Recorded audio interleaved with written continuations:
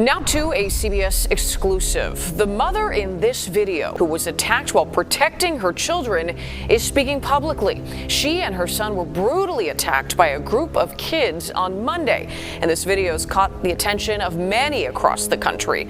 Now, that community is stepping in to help move her out of the South Deering neighborhood. All right, you guys, let's talk about this. I'm not sure if you guys have heard about this incident or not, but there was a mother who was walking with her kids to school, and they were ultimately jumped by a group of young kids, okay? And we're talking about elementary school kids, grade school, whatever you want to call it. Now, apparently these kids have been bullying not only the son for a while, but it's come to light that the mother has also been a target of the bullying as well, with sources saying that someone threw like firecrackers in her mailbox. These kids have just basically been a nuisance around the neighborhood to other people besides her and her children as well. Now, I'm not going to show the actual video because these kids are young and they're minors, but what happened and what's being streamed all over social media and the news is that this woman was attacked and her children were attacked along with her as she was walking them to school. So before the attack, you could see the kids started to gather around the mom and the kid and actually taunting the mom, a grown adult, okay? Taunting her, talking about, she has ashy ankles. And then the attack begins and we see several of the kids, getting their licks in, then backing away. Some of them are kicking the mom and the boy. And then they end up taking both the mom and the son down to the ground where, they kick them some more. They also rip off her wig and begin to beat her with her wig to further humiliate her. Now, at first, social media was on fire because it was said that the woman was pregnant, but come to find out later, she is actually not pregnant, but she is very sick with sickle cell anemia. And this disease can significantly affect someone's life by causing chronic pain. It puts them at high risk of infection and damage to vital organs such as their lungs, heart, kidneys, and brain. So, after kind of reading about this disease a little bit, it kind of explained when the mom did her interview, kind of the way she was talking and her coherency was a little off. And so I think that has to do with her disease as well. So it's just very unfortunate that she's not only dealing with this debilitating disease, and then on top of that, her son had to deal with getting bullied, and then she and her children ultimately get viciously attacked while they're just trying to go about their daily lives. I believe these kids found some easy targets that they could attack without worrying about having to be challenged. That's what bullies do, right? They don't attack people who might fight back or that might be as strong as they are. Bullies always pick on the weak so they can dominate and destroy. That's their main goal, right? Domination and complete control. So with this incident hitting social media, people began to get outraged. There were even some people threatening to beat the kids up, okay? And threatening to beat the parents up. Now, of course, these are not your usual children getting into mischief, that's not really harming anyone physically. These are kids who seem to have no real direction in life. They're running around in a pack mentality, a gang mentality.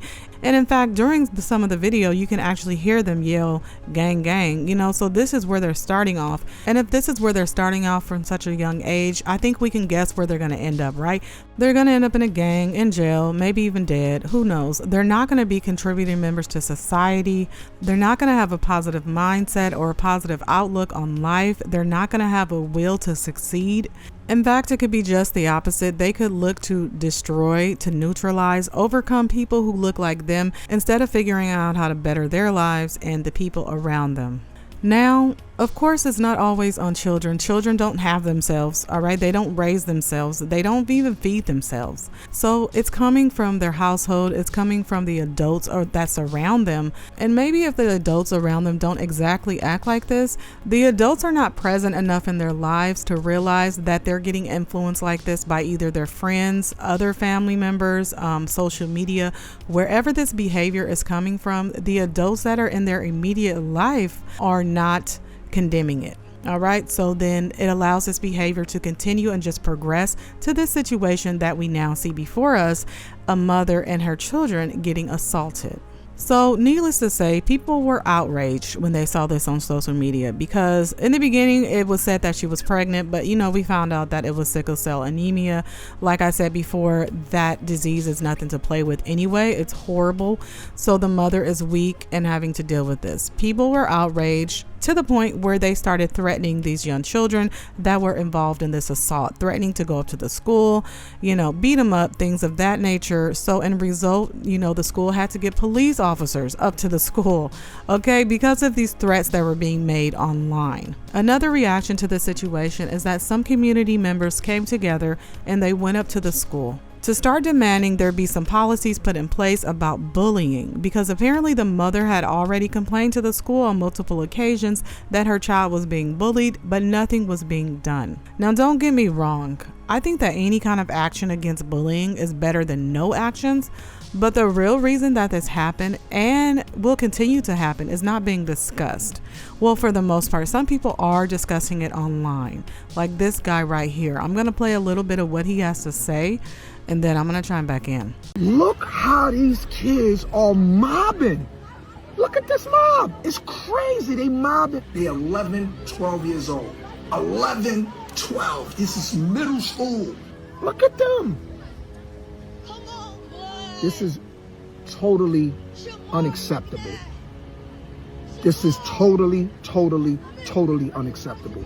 It's evident that there is no father in none of these children's homes. And if there is a father, he is not talking to these children. Look at this. Look what they're doing to this pregnant woman that's with her 2 children. Look at this. Oh, this is beyond words can explain. I gotta stop this right here. Let's stop this right here. I need to talk to you men immediately. See, this is exactly why it is imperative that when our children are 10, 11, and 12, or you fathers out there, it's imperative you build with them. You talk with them. You guide them. You lead them. You can't just be around them and coexist as a dad, because this is what the generation is doing. Because they're looking on social media, and if they're seeing this video the way we're seeing this video, that might influence them. If I was you, and I had a 10-year-old, 11, 12-year-old, I would sit them down, let them see this exact video, and show them what they better not do. Because if they do it, I'm going to put my foot in you know the rest. Same way I was brought up. See, that behavior, those kids don't need no belt. They need the extension cord. Because I grew up in the era where the extension cord came out. We knew not to do. We did a lot of things, but we knew not to do that. All you fathers, make sure you build with your 11, 12, 13-year-old. Because if you don't, you're going to lose them. Be great.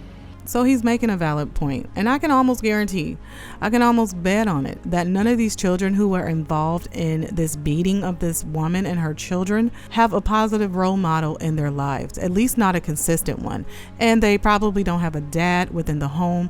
They don't have that fear instilled in them that only a father can. And that's why they feel free to just go out and act like hoodlums and just attack women and their children. I mean, who does that?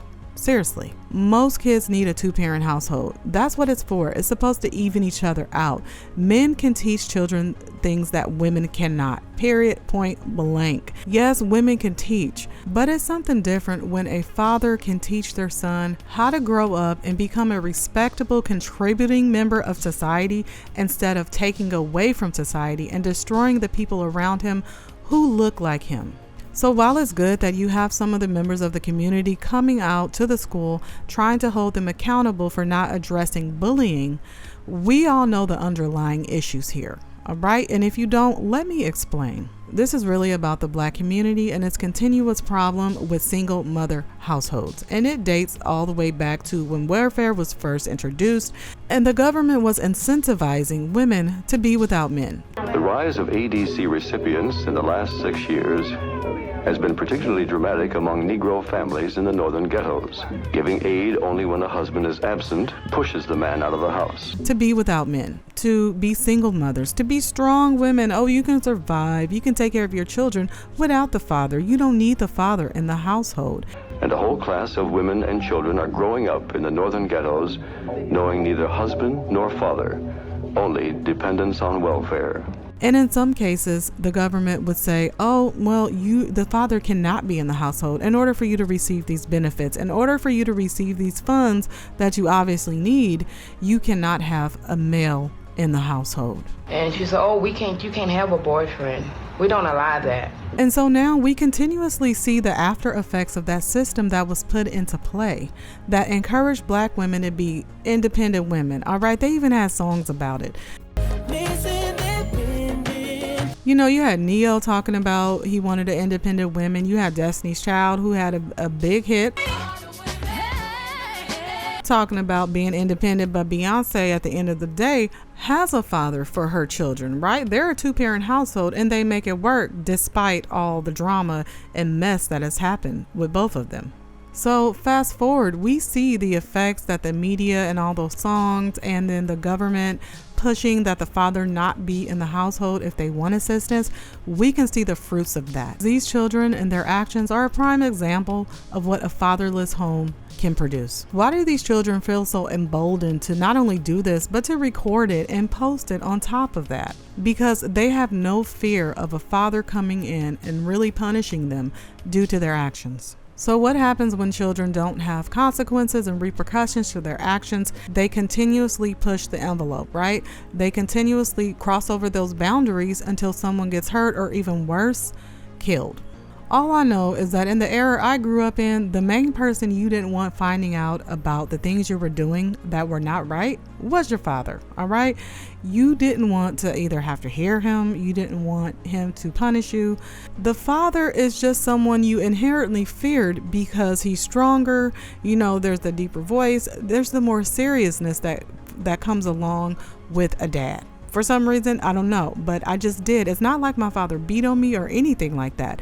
There was just still that inherent fear of him finding out, all right, about the things I was doing. Now, I was doing nothing close to what these kids are doing, attacking someone in a gang type, mentality. Now, I was doing your usual, getting into mischief, maybe staying out a little bit later than I should have been, going over my friend's house, or saying I'm going over my friend's house and going somewhere else. Things like that will more likely get yourself in trouble, cause harm to yourself. I wasn't going out causing harm to other people, and certainly it would never cross my mind. I would never consider jumping a mother and her children. It's just next level non-parenting and borderline neglect, not teaching your kids how to be decent human beings. That's all you really got to do at the end of the day. Teach them wrong from right. Teach them how to make up their own mind, not to follow, not to run around like a little gang beating up on people. Like, how far gone do you have to be to do that? And what comes to mind is a movie called Lord of the Flies. And I feel like these children are running around. They're running around fatherless and ultimately parentless. So they're making up their own rules. They live in their own little society. And so that's where you begin to see behavior like this, when they feel like they're the ones making the rules. So they feel like they're making the rules, but then also you have some parents who encourage this behavior or don't even hold the kids accountable. Case in point, here's a post of one of the mothers of these attackers. She put this up online defending her child. And this is what she had to say. Let me say this first. My daughter is a great kid. She's an AB student, captain of the cheerleading team, ahead of her class, and some more shit. All good things from every teacher. If you know, you know. We don't owe nobody an apology but that lady and her kids. So all y'all grown MFers looking for a viral moment, please shut the F up, because kids gonna be kids. And there's kids out here that did way worse shit, let alone y'all. When y'all was 12 and 13 years old, y'all used to be out here beating up crackheads and all. Y'all don't know us at all. She was peer pressured. If you know my family, you know if we find a friend and a mother, we gonna stand by them 100% no matter what. But this is definitely a lesson learned. She was held accountable for her actions. Y'all talking about takes a village, she got a castle, and everybody standing 10 toes down behind her.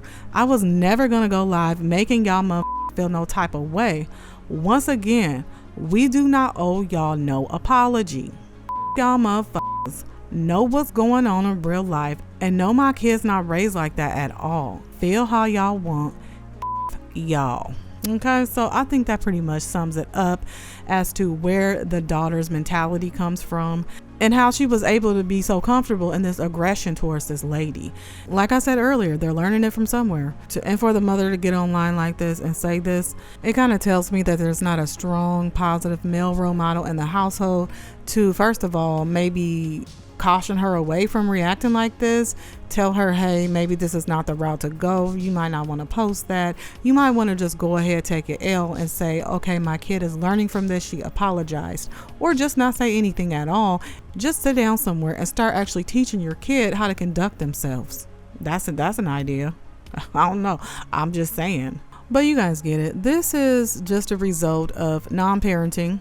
Letting your kids be raised by the system, by social media, by their peers, and by also not having a two-parent household. I cannot stress how I feel like that's important. Let me know what you guys feel. Do you feel like having a father and mother in the home drastically affects, the way a child is raised? Let me know down in the comments.